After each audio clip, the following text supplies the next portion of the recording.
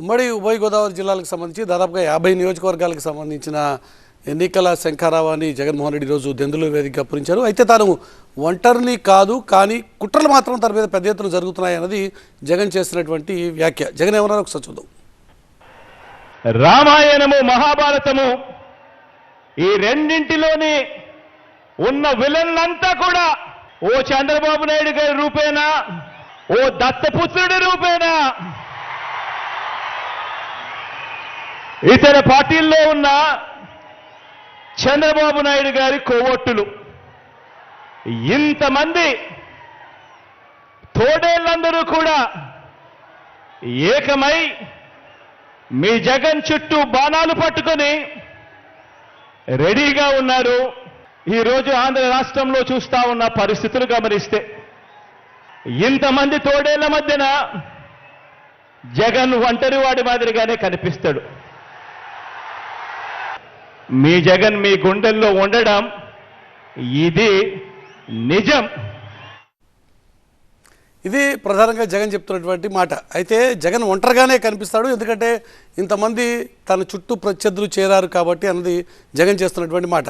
కానీ పదే పదే తాను ఒంటరిని అని చెప్పేటువంటి ప్రయత్నం జగన్ చేయడాన్ని ప్రత్యర్థి పార్టీలు కూడా తప్పుపడుతున్నాయి. ఈ విషయంలో జూపూడి గారు ఏం చెప్తారు?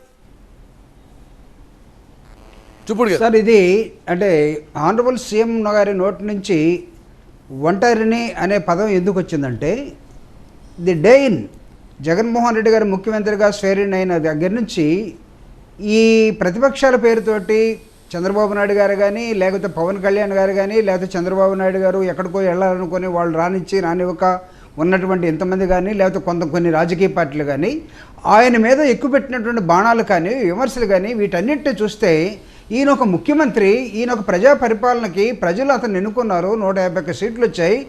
Hour duties should allow to rule him properly అనేది మర్చిపోయి వీళ్ళందరూ కూడా చేసినటువంటి విమర్శల మొత్తాన్ని కూడా భయంకరమైనటువంటి ఏమన్నారు జగన్మోహన్ రెడ్డి గారిని? ఆయన్ని లేస్తే సైకో సైకో సైకో అన్నారు. ఏమండి, ఆయన సైకో అని మీరు భావిస్తూ ఉన్నారు, కానీ జగన్మోహన్ రెడ్డి గారు చేసినటువంటి పరిపాలనలో తీసుకొచ్చినటువంటి సంస్కరణలో ఇంత మార్పుని ఎప్పుడైనా ఈ రాష్ట్రం చూసిందా? 2,55,000 కోట్ల రూపాయలని ఈ రాష్ట్రంలో జగన్మోహన్ రెడ్డి గారు అర్హులుగా ఉన్నటువంటి పేదలకి మధ్యవర్తులు లేకుండా, దళారులు లేకుండా, ఎక్కడ ఏమీ మిస్యూజ్ కాకుండా డైరెక్ట్గా పంచడాన్ని గతంలో ఈ ముఖ్యమంత్రులు ఉన్నారు కదా, ముఖ్యమంత్రులకి సహాయం చేసిన వాళ్ళు ఉన్నారు కదా, ఏ రోజైనా చేయగలిగారా? అయినప్పటికీ ఈ రోజు వరకు వాళ్ళు చేస్తున్న విమర్శలు ఏవైతే ఉన్నాయో వీటన్నిటిని ఎదుర్కొంటూనే ఒక్కడ నిలబడ్డాడు. కానీ ఆయన అన్నమాటను మీరు ఇంకా వేయలేదు. అక్కడ నేను ఒక్కడిలాగే కనిపిస్తున్నాను, కానీ మీరందరూ జగన్ రూపంలో ఉన్నారు అంటే విమర్శ ఎక్కడి దాకా వెళ్ళిందంటే సమాజం మొత్తం వాళ్ళు వశం చేసుకొని మాట్లాడుతూ ఉన్నారు. సమాజాన్ని మొత్తాన్ని కూడా అబద్ధం చెప్పడం కోసం, అబద్ధాలు పాలు చేయడం కోసం గోబెల్స్ ప్రచారాన్ని వీళ్ళు ఎన్నుకున్నారు. కానీ ఒకటి మాత్రం నిజం, ఆ నిజం ఏంటంటే జగన్ మీ గుండెల్లో, ప్రజల గుండెల్లో జగన్ ఉన్నాడు. మీరు ఆనందపడుతున్నారేమో ఈస్ట్ వెస్ట్ గోదావరిలో ఈరోజు జగన్కి ఏమి రాకపోవచ్చు, మొత్తం వైఎస్ఆర్ కాంగ్రెస్ పార్టీ, పవన్ కళ్యాణ్ లేకపోతే ఇంకా బీజేపీకి వస్తాయని నేను అడుగుతూ ఉన్నా. వీళ్ళందరూ కలిపి ఏం చేశారు ఆ ప్రాంతానికని జగన్ వాళ్ళకు ఓట్లేస్తారండి? జగన్మోహన్ రెడ్డి గారు చెప్తుంది నిజం కాదా?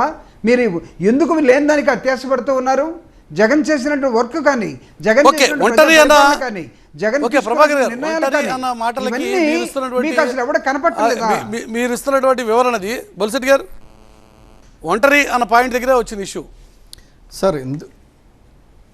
అంటే ఒంటరి అనేది ఎందుకంటే ఆయన ఎలాగ ఒంటరివాడు ఎందుకు అయ్యాడంటే ఫ్యామిలీ కూడా అందరూ వదిలేసి వెళ్ళిపోయారు కదండి. ఇప్పుడు చెల్లెళ్ళు వదిలేసి వెళ్ళిపోయారు, అందులో పార్టీలో ఉన్న వాళ్ళు కూడా వదిలేసి వెళ్ళిపోతున్నారు. ఎందుకంటే ఆ సైకో అని ఎందుకు అన్నారంటే జగన్ని, ఆయన మంచి పని చేస్తున్నాను అనుకుని చెడ్డ పని చేస్తుంటాడు.